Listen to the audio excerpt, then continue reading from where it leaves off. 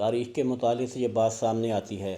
قدیم زمانوں سے لے کر آج تک کئی اقوام کسی ان دیکھی ذات کو ماننے پر یقین رکھتے ہیں۔ اس بات کو لے کر مغربی سائنسدان اس بات کو ماننے پر مجبور ہیں کہ ایک خدا پر یقین انسان کی پیدائش کے ساتھ ہی شروع ہو جاتا ہے۔ ایک انسان کے دماغ میں موجود ہوتا ہے اور جو واحد چیز ہے اس کے بارے میں انسان کو سیکھنا نہیں پڑتا۔ اس کا ثبوت قرآن مجید میں موجود ہے۔ اللہ تعالیٰ فرماتے ہیں سورۃ الاعراف آیت نمبر 172، اور جب تمہارے پروردگار نے بنی آدم سے یعنی ان کی پیٹھوں سے ان کی اولاد نکالی تو ان سے خود ان کے مقابلے میں اقرار کروا لیا، یعنی ان سے پوچھا کیا تمہارا پروردگار میں نہیں ہوں؟ تو وہ کہتے ہیں بے شک کیوں نہیں، ہم گواہ ہیں کہ تو ہمارا پروردگار ہے۔ اس آیت میں اس بات کی گواہی دیتی ہے کہ ہر انسان پیدائشی طور پر اللہ تعالیٰ سے متعارف ہوتا ہے۔ 1997 میں یونیورسٹی آف کیلیفورنیا کے کچھ ڈاکٹروں نے چند لوگوں پر کچھ تجربات کیے۔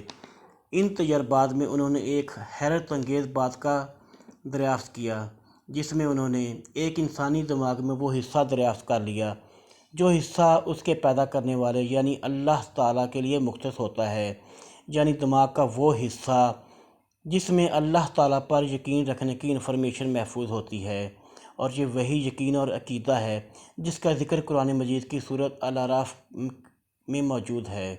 مزید حیرانی کی بات یہ ہے دماغ کا یہ محفوظ حصہ بالکل کمپیوٹر چپ کی طرح ہوتا ہے،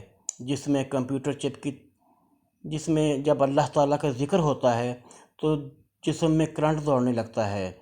جب وہ اللہ تعالیٰ کا ذکر سنتا ہے جس کا مطلب ہے کہ دماغ کا یہ حصہ انسان کو بتاتا ہے کہ اللہ تعالیٰ ہی خالق اور مالک ہے۔ 1991 میں ٹائم میگزین کے ایک شمارے میں خبر چھپی، دنیا بھر کے قابل سائنسدانوں کی ایک ٹیم نے 20 سال کی تحقیق، محنت اور لاکھوں ڈالر لگا کر صرف اس لیے کہ انسانوں کو سکون کیسے ملتا ہے یہ تلاش کرنے کے لیے انہوں نے 20 سال لگا دیے جس میں انسان غمزدہ نہ ہو۔ اس تمام تحقیق اور ریسرچ کے بعد اس نتیجے پر پہنچے کہ انسان کے دماغ کے اس حصے کا تعلق انسانی کیفیات سے ہوتا ہے۔ اگر کوئی انسان نفرت انگیز الفاظ سنتا ہے تو اس کا پورا وجود بے چین ہو جاتا ہے، لیکن اس کے برعکس اگر کوئی انسان نرم اور شائستہ گفتگو اور الفاظ سنتا ہے تو ان الفاظوں سے اس کا دل مطمئن رہتا ہے، کیونکہ دنیا میں بولے جانے الفاظوں میں انرجی کا عنصر موجود ہے۔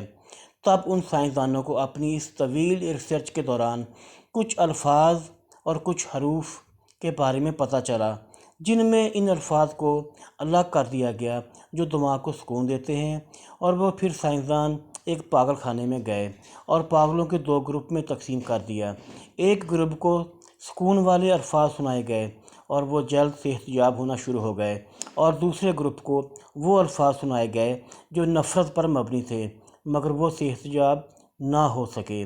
جب ایک مسلمان سائنسدان نے وہ الفاظ اکٹھے کیے جو سائنسدانوں نے انسانوں کے سکون کے لیے تلاش کیے تھے تو اس سائنسدان نے دوسرے سائنسدانوں سے پوچھا یہ الفاظ کیسے تلاش کیے ہیں؟ تو انہوں نے کہا ان الفاظ کو تلاش کرنے کے لیے ہمیں 20 سال کا عرصہ لگا۔ جب مسلمان سائنسدان نے ان الفاظوں کو اکٹھا کیا تو یقین کریں کہ وہ حیران ہو گیا، وہ الفاظ درود پاک کے تھے۔ درود شریف کے ان الفاظوں میں سے ایک پورا پیٹرن چھپا ہوا ہے۔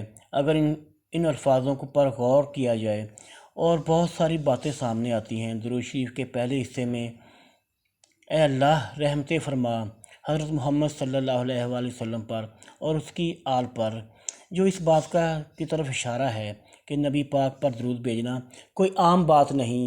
درود کی بلندی کا وہ مقام ہے جس کا تصور ہم گناہ گار لوگ نہیں کر سکتے۔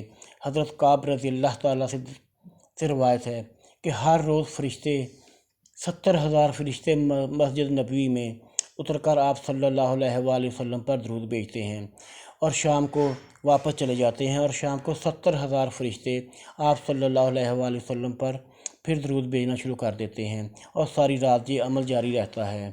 آپ صلی اللہ علیہ وآلہ وسلم کی زندگی میں 70 ارب فرشتے آپ پر درود بھیج چکے ہیں، اور قیامت تک ان کی تعداد کتنی ہوگی صرف اللہ تعالیٰ ہی جانتا ہے۔ اس لیے ہمیں بھی چاہیے کہ ہر روز اپنے پیارے نبی صلی اللہ علیہ وآلہ وسلم پر جتنا ہو سکے درود بھیجیں۔ اور دنیا اور آخرت میں بھی بے شمار فائدے ہیں۔ جو شخص زندگی میں بہت زیادہ درود شریف پڑھتا ہے وہ قیامت کے دن نبی کریم صلی اللہ علیہ وآلہ وسلم کے قریب ہوگا۔